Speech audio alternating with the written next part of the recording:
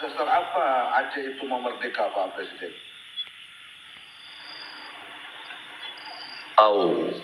Wow. Anda orang Aceh atau di luar Aceh? Saya orang luar Aceh, Pak Presiden. Oke, nggak apa-apa. Saya hanya nanya itu dulu. Semoga saya bisa menjawab. Kita punya dasar sejarah panjang kita. Dasar sejarah panjang itu bahwa kita sebelum Indonesia ada, kita sebuah negara yang telah musuhur nomor 5 di dunia. Itu sebelum ada Indonesia. Itu dasar awalnya. Kita memang ada sebuah sejarah merdeka panjang kita sebelum Indonesia ada. Itu satu. Yang kedua, kita dasar-dasar ingin memperjuangkan Aceh mereka ini, terutama setelah kita menjadi bahagian daripada Indonesia, dan kita pun yang mendukung Indonesia ini mereka, kemudian kita tidak ada keadilan di sana, dan kemudian kita tidak seperti yang kita harapkan, bahwa Aceh ini menjadi sebuah wilayah yang benar-benar bisa menjalan sendiri dalam segala aspek. Ini tidak tercapai. Jadi dua persoalan ini yang membuat kita pilihan tidak ada lain kecuali kita ingin kembali mendirikan sebuah negara yang mereka yang menolak seperti dalam sejarah. Itulah dasar-dasarnya Absel. Saya potong, Pak Gubernur. Silakan.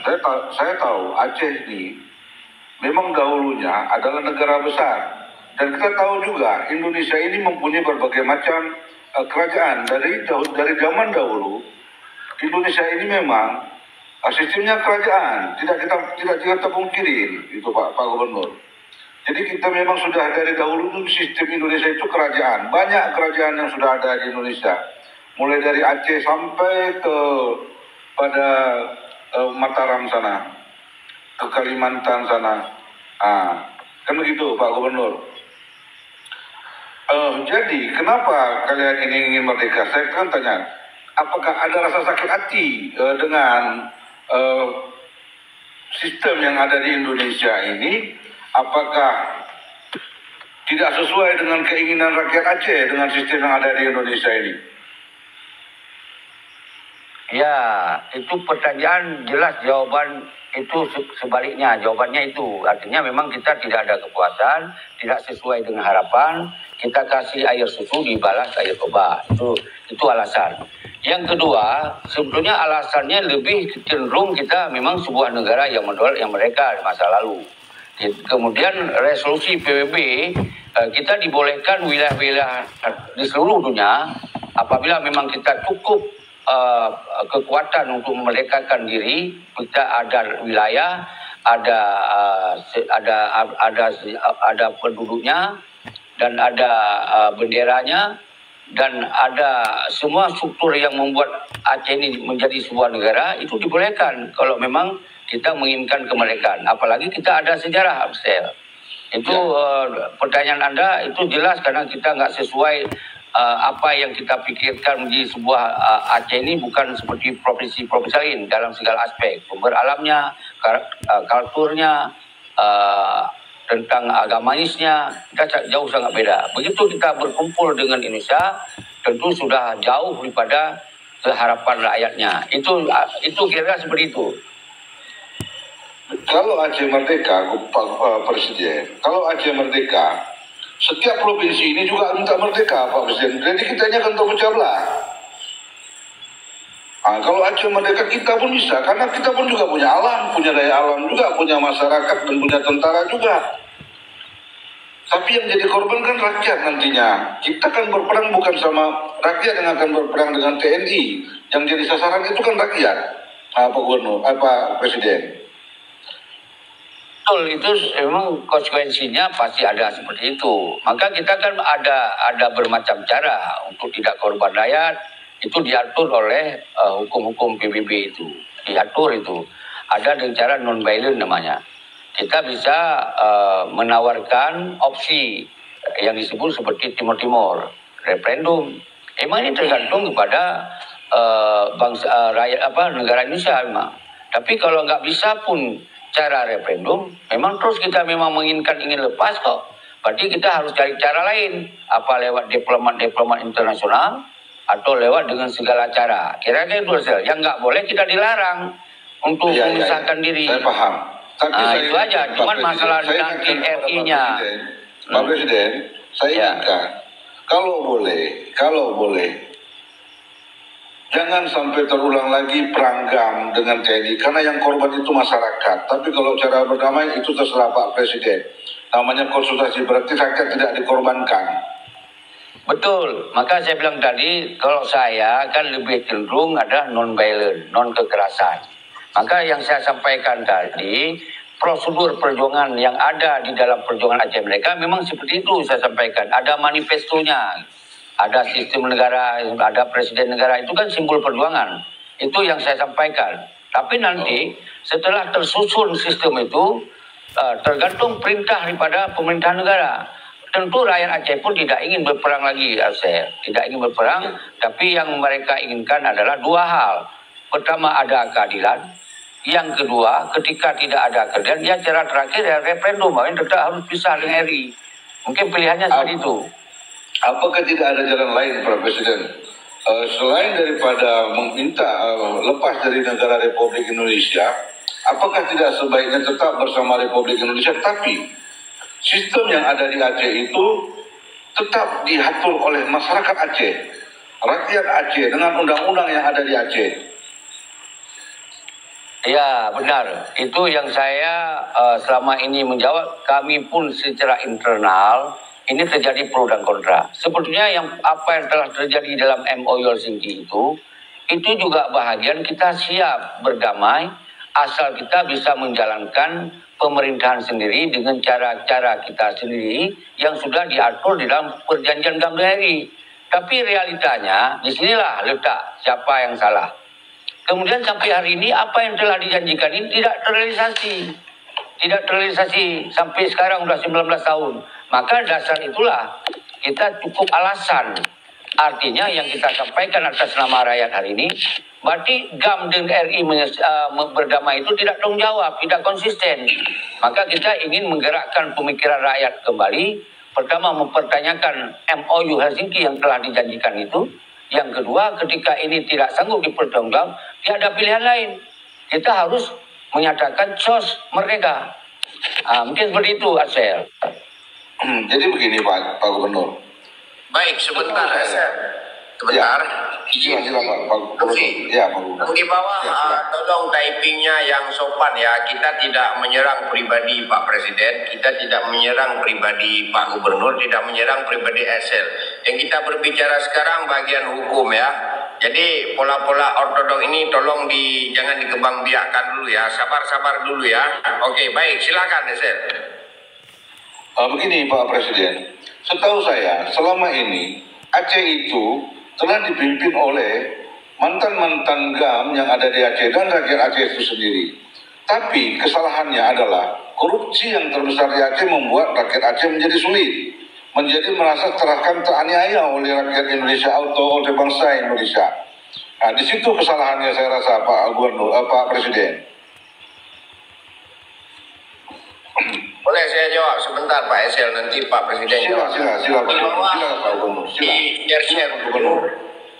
Di tap dulu, di share di follow dulu ya. Yang di bawah di share dulu ya. Kirim dulu ya. Pasukan mulung mana pasukan mulung? Petinya sudah koyak ini, peti amal ya. Buka dulu ya, nanti saya kirim lagi peti amalnya ya. Oke, baik. Sekarang begini, kalau berbicara korupsi Pak, korupsi di Aceh itu belum ada yang mencapai 271 triliun, kan belum ada sepanjang sejarah Aceh bergabung dengan Indonesia. Ya ini yang perlu dibicarakan. Jadi kalau Pak Esel hanya ngomong korupsi, good government, clean government, ini harus disamaratakan dari Sabang sampai ke Papua. Gitu Pak Esel. Kan nggak ada kan orang Aceh korupsi sampai 271 triliun kan? Itu bukan 217, 300 triliun saat ini telah diselidiki. Tapi itu bukan bentuk duit Pak Gubernur, itu dalam bentuk kerugian negara. Nah, jadi seandainya ini Pak Presiden, di sini maaf Pak Gubernur ya, host saya ngomong sama Pak Presiden, di sini Pak Presiden, seandainya kamu tidak dikasih lepas atau Aceh tidak dikasih lepas, tapi dikasih otonomi khusus, dengan sistem yang lama. Apakah masih bisa diterima, Pak Presiden? Begini, Pak Presiden, tadi pertanyaan awal udah benar, saya udah jawab bahwa sebenarnya dalam MOU itu bukan otonomi khusus kita, self government. Saya tinggal di Australia. Sebetulnya itu udah jadi negara federal itu. Perjanjian, kalau Anda sempat membaca perjanjian itu sudah termasuk fungsinya sebagai negara federal. Tapi pelaksanaan tidak. Cuma di sini saya bilang tadi letak kesalahan siapa. Ini karena bicara internal, Anda eksternal, saya nggak lagi mengungkapkan yang internalnya. Maka oleh sebab itu, kami hari ini atas nama rakyat kecewa. Karena tidak dijalankan, tidak diimplementasikan sesuai apa yang telah dijanjikan. Cuman ketika ditanya siapa yang salah, ini karena sudah menyangkut dengan eksternal dan internal, saya tidak menjelaskan semuanya. Yang jelas kami atas nama rakyat, siapapun yang salah, yang jelas sampai hari ini apa yang telah dijanjikan tidak dijalankan sesuai dengan apa yang telah disepakati. Itu aja. Seperti bendera bintang bulan itu boleh dikibarkan. Malah kita nggak setara dengan bendera merah putih di bawahnya, tapi nggak boleh di down. Kemudian kita ada juga perjanjian yang disampaikan di sana, hak ekonomi itu 70-30. Itu pun tidak. Habis itu hak mengelola ekonomi sendiri, kita tidak ada badan keuangan sendiri pun tidak ada. Cuman kalau ditanya salah siapa, saya nggak bisa menjelaskan secara perinci siapa yang salah. Tapi yang jelas, semua yang telah dijanjikan itu tidak diselesaikan. Justru memang yang mengambil keuntungan, tentu ada orang-orang yang ada di Aceh dan mungkin di luar Aceh. Mungkin seperti itu, Asel. Oke, jadi atas dasar sakit hati lah ini ya. Bukan dasar sakit hati. Asel jangan coba memprovokator ya. Ini bukan atas dasar sakit hati dan sebagainya. Ini atas dasar kedaulatan yang sedang dicuri walaupun berbentuk MOU Helsinki. Sekarang kalau setahun 2 tahun kami oke aja. Ini udah 19 tahun, masalahnya sudah berlarut-larut. Hanya dibiarkan beberapa mandor-mandor saja yang berkuasa di Aceh. Pencuri-pencuri kebun saja yang disiapkan di Aceh itu untuk menjaga untuk 5 juta orang Aceh, kan hanya 17 orang saja itu yang dibuat pembiaran oleh Jakarta. Kan ini yang menyakitkan hati dan derita korban-korban di Aceh, kedua belah pihak tentunya. Demikian. Begini Pak Gubernur, apakah masalah ini sudah dibicarakan ke pusat tentang kecerobohan seperti ini? Mengapa mesti seperti yang di Komal-Komal ini yang berbicara? Apakah masalah ini sudah dibicarakan ke pusat dengan orang yang terkait? Sudah. Kemarin waktu si Tito kan panggil itu 7 orang panglima tuh menghadap istana. Masa Jokowi pun sudah, tapi tidak ada solusinya juga sampai hari ini. Sampai si Susilo Bambang Yudhoyono pun habis memerintah disambung dengan Konoha pun tidak ada jawaban. Jadi apa yang harus diharapkan sekarang? Pentinglah saya kalau kayak gitu. Dan saya permisilah dulu, Pak Gubernur, selamatlah ya. Oke, Adel. Salam silaturahmi ya. Adel, kita sama, Anda dengan saya bukan orang yang ambil kebijakan. Kita atas nama rakyat aja ini. Itu bukan yang bisa ngambil kebijakan. Ya, Pak Presiden. Assalamualaikum semuanya. Maaf kalau saya ada terucap salah ya. Assalamualaikum. Oke. Baik, Waalaikumsalam warahmatullahi wabarakatuh. Jadi menurut Bang Presiden, Ote kata pegang secara betul, hana tak pakai emosi, gak piji terima. Jadi kesalahan dari pihak orang Deo Kedro, Ote terus urung-urung dari luarnya lagi alergi, nyenyekan. Jadi hanya hari bulan lagi yang mantap, jadi selesai secara hukum. Namun ada masalah, kan sewadi hari kepu. Yang penting ada kita sampaikannya, kita hanya dalam bentuk kekerasan. Dia kan bentuk mengeluarkan pandangan dan pendapat. Ya hanya hukum yang jadi jerat kita. Tadi hanya beragu-ragu kan. Oke, lanjut.